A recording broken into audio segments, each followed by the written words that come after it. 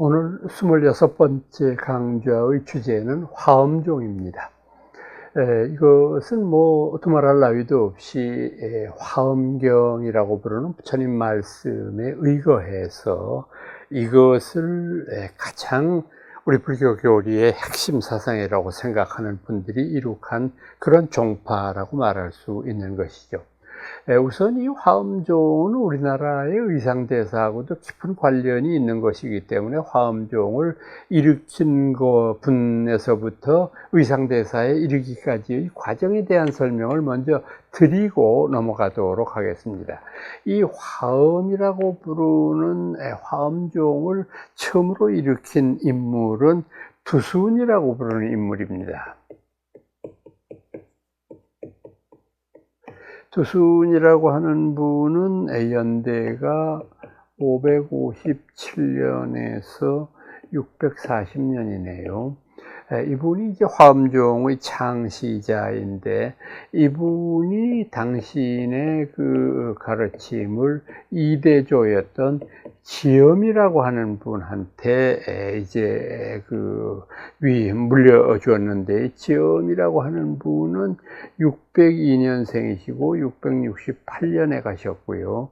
그 다음에 이제 이분의 가르침이 바로 의상법사한테 이르게 되는 것이죠. 그래서 의상스님은 625년에서 702년인데, 이 지엄스님이 의상스님한테 전한 그 화엄의 어떤 도리는 이제 의상스님이 아무래도 신라 사람이다가 보니까 중국 사람들로서는 조금 못마땅했겠죠. 그래서 의상스님보다는 거의 동문수학을 했지만은 거의 제자뻘인 그 법장스님을 제3대조로 중국 불교는 인정을 합니다. 그래서 이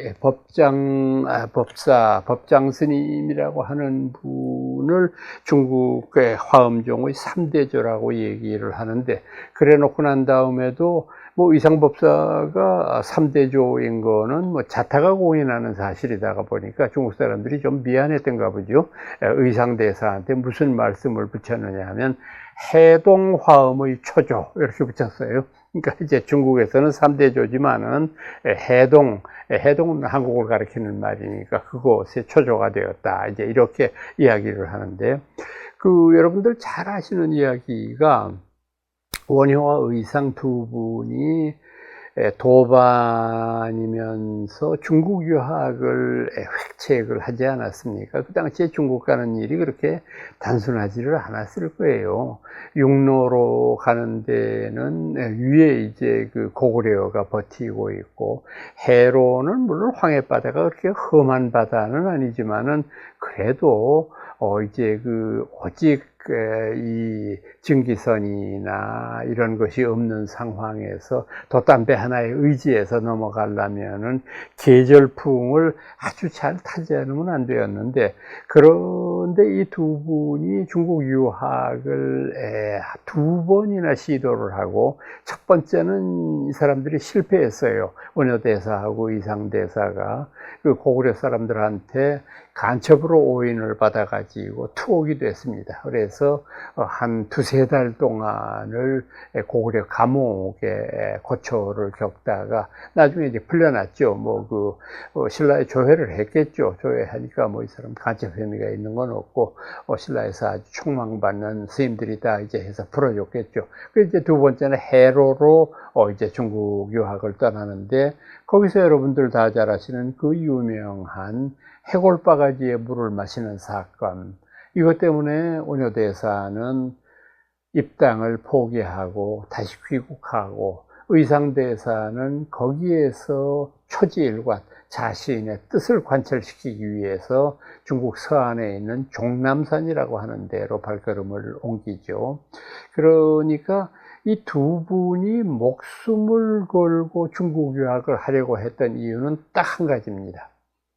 그 당시 신라에서는 보지 못했던 중국의 화엄종이라고 하는 새로운 종파가 생겼고, 거기 지엄이라고 하는 고승이 계시면서 화엄학을 전파하니까, 당시 원효나 의상으로 봐서는 화엄학은 신학문이거든요. 참 대승불교의 요체를 담은 아주 중요한 사상인데, 이걸 우리한테는, 우리나라에서는 특별히 가르칠 만한 스승이 없으니까 중국에 가서라도 그 큰 스님한테 배워보고 싶은 마음이 있었을 거 아니에요. 그래서 원효는 귀국하고 의상은 다시 이제 초지일관 자신의 뜻을 굽히지 않고 갑니다. 바로 이제 이 장면에서 대부분 원효 스님에게 사람들이 박수를 보냈죠.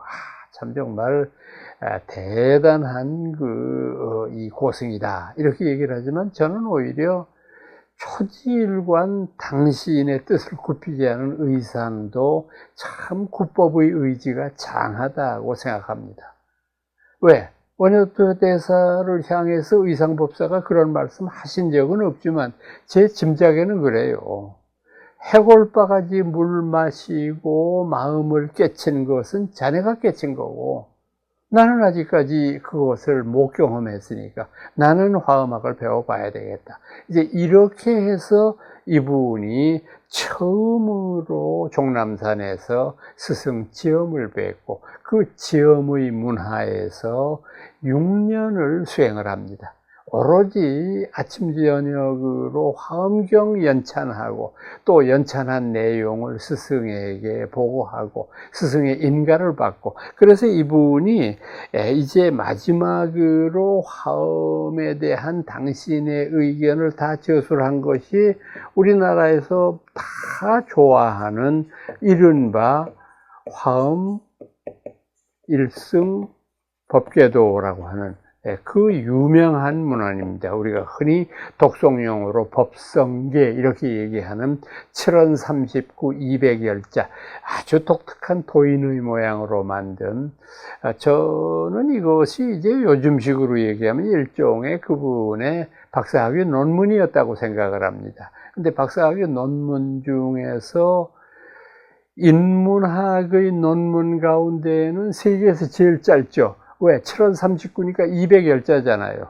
200열자니까 200자 원고지 하나 하고 한 줄 더 쓰면은 박사학위 논문이 된 거니까, 이상 더 인문학에서 중요한 저술은 없다고 생각하고, 그것을 보고 스승이었던 지엄이 탄복을 했다고 하죠. 정말 이것은, 이 신라에서 온 의상이라는 제자는 부처님의 인격과 품격을 가지고 있는 훌륭한 분이다라고 극찬을 했을 정도로 의상의 자질을 인정을 하지 않습니까? 바로 이제 이렇게 해서 의상대사가 이제 그 중국 화엄의 새로운 어떤 종주로서 등장을 하게 되는 것이고요. 그러면 이제 화엄에서 과연 무엇을 가르치는 것을 우리가 화엄종이라고 규정할 수 있을까? 화엄경이라고 부르는 경전 자체가 굉장히 양도 많고 또 담고 있는 사상이 방대하기 때문에 참 저희들이 이거를 하나의 입장에서 다 설명하기는 쉽지는 않습니다.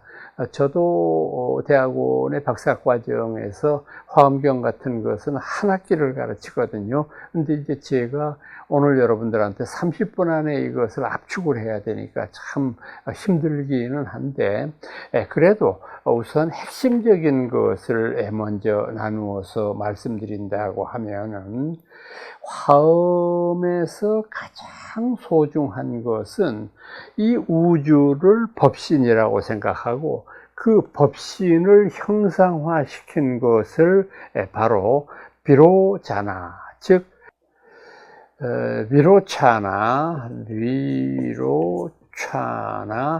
촤나라는 건 빛이라는 뜻이고 비로라는 것은 널리 비춘다 하니까, 이거를 뜻으로 번역을 하게 되면은 변조, 광명 이렇게 되고, 그 다음에 그냥 나는 대로 쓰면 우리가 흔히 쓰는 대로 비로차나 이렇게 얘기해야 돼. 이 비로차나 부처님은 법신이신 부처님을 가리키는 그런 용어가 되는 것이죠.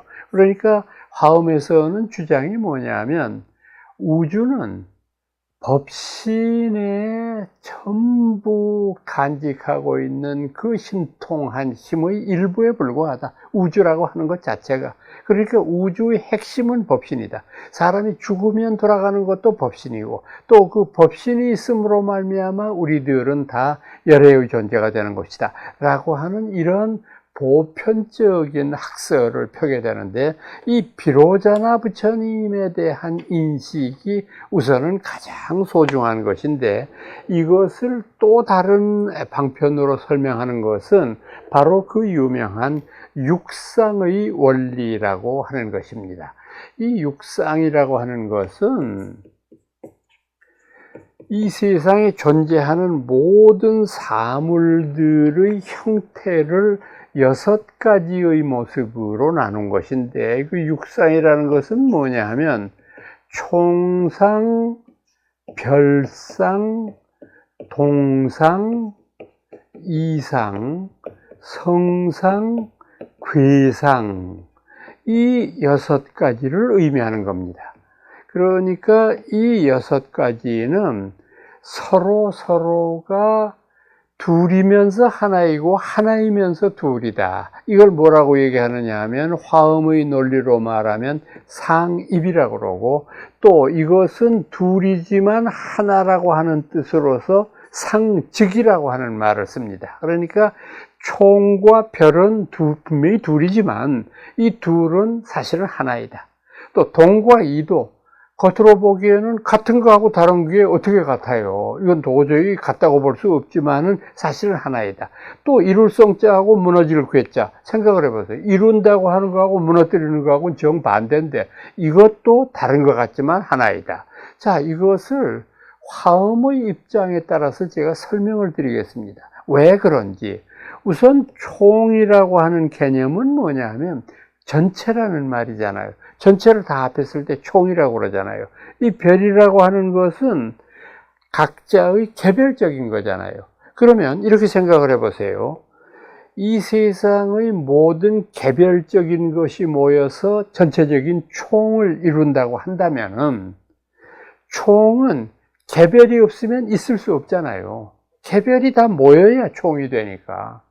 또 거꾸로 생각해 보면 별이라고 부르는 것은 각자의 개별이지만 이것들이 다 모여서 총이 되어야 이것이 하나의 힘을 발휘하잖아요. 군대 가면은 저희들이 제일 먼저 배우는 게 훈련소 시절부터 어디 가서 모일 때마다 총원 맹명, 반드시 이거를 보고를 하도록 되어 있잖아요. 총원. 그러면 나라라고 부르는 전체의 어떤 구성원을 봤을 때 국가라고 부르는 총체적인 힘은 어디에서부터 오느냐? 개별적인 우리들의 국민, 개개인의 힘에서부터 오는 거 아니에요? 그러니까 여기에서 어떤 논리가 탄생할 수 있느냐? 개인과 국가는 둘이지만 하나이다. 왜냐하면 개인이 없으면 국가도 없고 국가가 없으면 개인도 있을 수 없기 때문이다. 참 좋은 말이에요. 한번 깊이 생각해 보시기 바랍니다. 우리가 아무리 똑똑하고 우리가 아무리 훌륭하다고 할지라도 우리가 흔히 공기나 햇빛의 도움을 잃어버리고 잊어버리고 사는 것처럼 국가의 위대함이나 국가의 도움에 대해서 우리가 자주 생각하지 못하는 경우가 있습니다. 국가는 당연히 있는 거지 뭐. 저 국회의원들 뭐 밤낮 저희끼리 모여서 싸움이나 하고 무슨 뭐 대통령은 그냥 밤낮 뽑아주니까 자기 그가 굉장히 그 위대하다고 생각하고 뭐 이런 거 아니냐라고 하는 아주 철없는 생각들을 가지고 있는데, 여러분 생각해 보세요. 국가가 없고 대통령이 없으면 이 나라가 어떻게 되겠습니까? 이 나라는 말 그대로 지리멸렬하지 않을 수가 없는 것 아닙니까?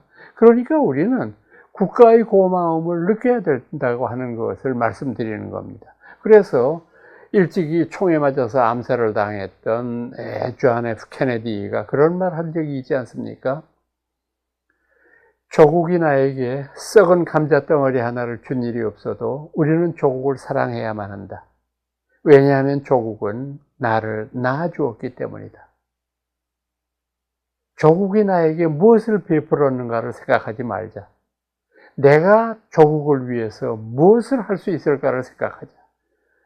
참 연설문이지만은 감동적이잖아요. 참 그 사람 40대의 젊은 나이에 대통령이 됐지만 정말 훌륭한 사람이에요. 그 지리멸렬한 미국의 국민의 마음을 하나로 엮은 참 명연설 아닙니까? 취임연설에서 그 양반이 한 소리입니다. 그러니까 국가라고 부르는 위대한 하나의 힘은 개별이 나온다고 하는 거예요. 여기서 좀 더 확대해서 생각해 보세요. 왜 우리 신라에 있어서 이 화엄종이 중요한 종파였을까? 임금들이 이 원리를 배우면서 국민정신을 함양시키는데 이 이상의 더 중요한 교훈이 없잖아요. 부처님의 말씀을 위배하는 사람은 없을 테니까. 그래서 총과 별의 관계를 상입이고 상직의 관계로 규정을 합니다. 그 다음에 제가 국가를 예로 들었습니다마는 국가는 모든 나라가 그렇듯이 하나의 동질성을 가지고 있지 않으면 안 됩니다. 국가의 동질성이라는 게 뭡니까? 우리가 애국하는 마음입니다. 어떤 경우가 있더라도 조국을 위해서 헌신하고 우리가 조국을 위해서 힘을 합쳐야 됩니다. 근데 그렇게 되기 위해서는 어떻게 해야 되느냐? 우리 국민들의 모습이 얼핏 생각하면 각자 달라야 되는 것을 이상스럽게 생각하지만은 예를 들어서 우리가 안보를 지킨다고 말했을 때 우리 5천만 국민이 전부 다 자기의 생업을 버리고 총칼을 들고 전쟁터에 나가는 것이 나라를 지키는 일이 아니지 않습니까? 학생은 배움터에서, 근로자는 일터에서, 또 많은 일을 열심히 하고 있는 외교관이나 외국에 나가 있는 상사들은 수출을 위해서 동분서주하면서 뛰어다니는 그것이 호국 안보의 지름길 아닙니까? 그러니까 동질적인 아까 말씀드렸던 국가 사랑을 실현하기 위해서는 우리 각자의 개성이 다 달라야 된다. 바로 이제 이런 면에서 화엄은 공산주의를 배격할 수밖에 없죠. 공산주의가 말하는 이 모든 생명들의 상위성, 독창성을 배제하고 똑같은 경제적인 평등을 이루어야 된다고 생각하는 것은 굉장히 잘못된 생각이에요. 사람은 자신의 능력에 따라서 좋은 위치에 올라갈 수도 있고 그렇지 못할 수도 있어요. 많은 부를 향유할 수도 있고 조금밖에 부를 얻지 못하는 경우도 있어요. 그런데 이런 것들을 트집 잡고 이런 것들이 잘못되었다. 모든 사람들이 공평하게 다 못 살아야 된다. 이런 식의 사고를 가지는 것은 상당히 위험한 사고방식일 수 있어요. 그래서 동과 이라고 하는 것은 분명히 다른 것이면서도 같아야 되는 것이다. 또 한 가지 다른 예를 들면 의상대사는 일승법계도에서 동과 이를 집의 비유로 들어서 말합니다. 집이라고 하는 것은 하나의 동질성을 지녀야 돼요. 그 동질성이라는 건 뭐냐? 우선 지붕이 있어서 비와 눈을 피해야 돼요. 그 다음에 바깥과 차단을 하고 창문을 통해서 햇빛이 들어오도록 해야지 아무것도 없이 다 트여졌으면 그 집이라고 말할 수 없잖아요. 그 외부의 동물들이나 뭐 이런 외적들의 침입도 막을 수 없으니까. 그러니까 집은 모든 집이 동질성을 갖추고 있어야 돼요. 지붕도 있어야 되고 대들보도 있어야 되고 석가래도 있어야 되고 주춧돌도 있어야 되고 안방도 있고 사랑방도 있고 화장실도 있고 그게 다 갖추어지는 것이 집이에요. 근데 그렇다고 해서 집이 똑같이 제품을 똑같이 찍어내듯이 요즘 저희들이 아파트에서 살고 있기 때문에 의상법사는 이거 보면 아마 기절초풍을 하실런지 모르겠는데 똑같은 집에서 사는 이런 것은 절대 용납되어서는 안 된다. 집이라는 것은 각자의 개성이 있어야 돼. 창틀이 넓은 집도 있고 대문 내 문살이 특이한 집도 있고 2층집도 있고 단층집도 있고 여러 가지 형태로 달라지는 것이 바로 이 집이라고 하는 동질성을 이룩하는 특징이다. 저는 그 인도에 살면서 느낀 것이 뭐냐 하면은 인도도 땅이 넓은 나라이기 때문에 우리나라처럼 이렇게 아파트 같은 것이 요새는 좀 짙습니다만은 그렇게 많지를 않고, 있어도 이제 그쪽에서는 뭐 미국도 좀 그런 경향이 있고요. 아파트에 산다 그러면 조금 빈민층이라고 하는 그런 그 생각들을 갖는, 땅이 하도 넓으니까 그냥 그 넓은 땅 위에다가 그냥 이제 그 집을 지으면 될 정도로 땅이 풍부하니까 그렇겠죠. 그런데 그런 속에서 참 이 인도에 살면서 물끄러미 인도 사람들 사는 집을 보면 다 생긴 게 달라요. 재성이 다 달라. 아까 말씀드린 대로 창틀의 문양도 우리나라처럼 이렇게 획일적인 것이 아니고 다 독특해요. 자기들이 무슨 디자인을 하는 것 같아. 대문 모습도 다 다르고 울타리도 다 달라요. 그래서 이 사람들이 참 그 재성을 존중하는구나 하는 생각을 가지고, 학생들의 경우도 제가 가르쳐 보면은 인도 학생들이 머리도 우수하고 이제 영어도 잘하고 그래서 가르치는 대로 쑥쑥 잘 따라오기도 하지만은 상당히 학생들이 엉뚱한 데가 있어요. 간혹 가다가는 제가 대답하기 참 곤란한 그런 질문도 던지고, 뭘 하나를 배우면 그 배운 걸 가지고 응용하는 능력이 아주 뛰어나요. 우리나라 학생들은 제가 32년을 동국대학에서 교수 생활을 했지만은 별로 제가 들어둘 만한 질문을 받은 적이 없어요. 제가 동국대학에서 받았던 질문은 전부 다 이교도 입장에서 불교를 비판하는 그런 음성들밖에는, 불교 교학에 대한 철저한 논증이라든지 비교사상적인 관점이라든지 이런 것은 제가 질문을 받아본 적이 없어요. 30년 이상을 교단에서 생활하면서도. 그래서 학생들한테 참 서운한 점도 있었고, 왜 서운하냐 하면은 선생은 자기가 뭘 많이 알고 있다고 하는 거를 자랑해야 되거든요. 그리고 학생들이 좀 자꾸 모른다 그러고 질문하면 신이 나. 선생들은 그걸 하나라도 더 가르치기 위해서 노력을 하는데, 열심히 가르쳐 놓고 질문 없나? 이렇게 해봤을 때 멍하니 앉아있으면 참 속상해요. 이거 내가 잘못 가르쳤구나. 이런 생각을 갖는 것이 바로 이런 점이라고 생각을 합니다. 마지막으로는 성상은 이룰 성자잖아요. 완성을 시켜야 된다. 근데 그 완성을 위해서 꼭 필요한 것은 뭐냐? 괴라고 하는 것은 자기 헌신이잖아요. 자기 헌신을 통해서 완성이 이룩되려면 상입이에요. 괴가 들어가야 되고, 또 괴가 들어가게 되면 완성이 이룩되지 않습니까? 그러니까 이런 그 육상의 원리를 가지고서 우리들의 삶을 설명하려고 하는 것이 화엄의 철학에서 가장 핵심적인 것이라고 말할 수 있고요. 그 다음에 또 하나 우리가 화엄의 사상에서 중요하게 생각해야 되는 것은 바로 선제동자의 구법이라고 하는 것입니다. 화엄경의 제일 마지막 품이 입법계품이라고 하는 품인데요. 그 입법계품에는 선제동자라고 하는 분이 나오고, 이분의 구법행각을 통해서 53선지식을 만난다라고 하는 그런 설명이 나오는데, 왜 이 설명이 중요하냐라고 하면은, 선제라고 하는 이름을 가진 분은 청소년입니다. 소년보다는 좀 크고 청년보다는 조금 젊은 그런 나이이기 때문에 이제 청소년인데, 이분은 다른 그 청소년의 경우와는 달리 아주 독특한 생각을 가지고 있었어요.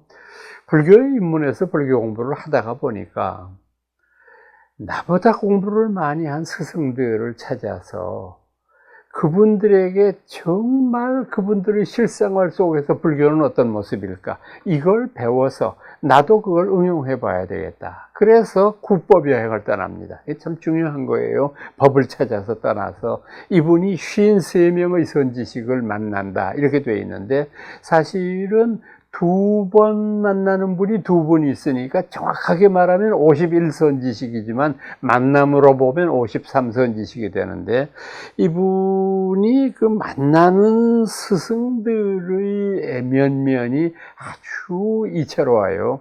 이분이 처음에 여행을 떠나서 만나는 분은 누구냐 하면 문수보살이에요. 문수보살은 여러분들 아시는 대로 지혜가 뜨면 보살이잖아요. 그래서 문수보살을 통해서 법문을 듣고 그분의 가르침을 통해서 많은 것을 익힙니다.